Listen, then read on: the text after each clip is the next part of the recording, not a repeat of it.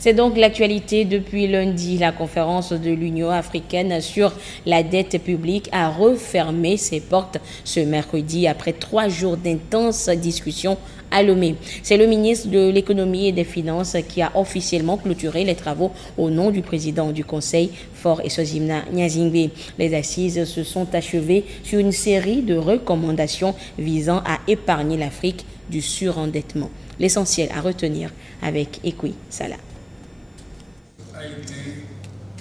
Après 3 jours d'échanges intenses, l'heure est désormais aux conclusions. Une quarantaine de recommandations et de propositions ont été formulées par les experts pour préserver la viabilité de la dette en Afrique. Tous s'accordent à le reconnaître. La conférence de l'Union africaine sur la dette tenue à Lomé trace les sillons d'une Afrique prospère en cohérence avec l'agenda V63. Nous partons de Lomé avec une note de satisfaction élevée dans la mesure où, pour la Commission de l'Union africaine, nous avons dans un premier temps fait l'histoire parce que grâce à cette conférence, nous répondons à un appel qui a été formulé 40 ans dans le passé. Donc aujourd'hui, nous avons eu la possibilité de réaliser cela et je voudrais féliciter toutes les personnes qui ont contribué à cela pour que nous puissions marcher ensemble sur la voie du développement du continent. Des félicitations ont été également adressées aux autorités togolaises, saluées pour les moyens déployés afin de faire de cette rencontre historique un succès. Une motion de remerciement spécial a été dédiée au président du Conseil, Faure Eswazimana Gnassingbé, en reconnaissance de son attachement indéfectible à l'intégration africaine. Je voudrais vous remercier pour cette motion et vous dire que son Excellence, M. Faure Eswazimana Gnassingbé, se fera vraiment le devoir et l'honneur de porter la voix de l'Afrique sur cette question. Ça, je peux vous rassurer qu'il portera bien cette question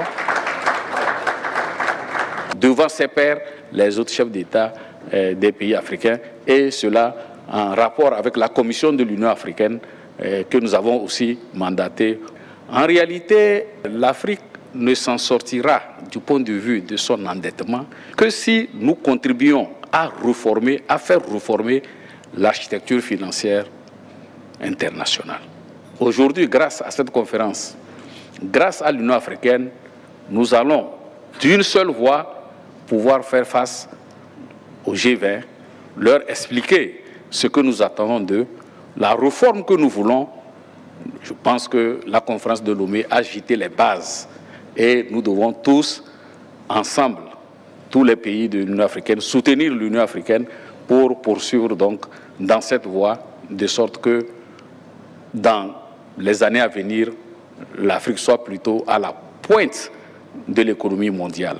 Et c'est sur une note d'espoir et d'engagement au son de l'hymne de l'Union africaine que se sont refermés les 3 jours de discussion. La conférence de Lomé s'est achevée sur une note de satisfaction générale. Les participants nourrissent désormais l'espoir que les conclusions des travaux ne resteront pas lettres mortes, mais se traduiront en actions concrètes. C'est à ce prix seulement que pourra être préservée la viabilité de la dette au service d'un développement durable et équitable. L'heure est maintenant à l'engagement et à la responsabilité.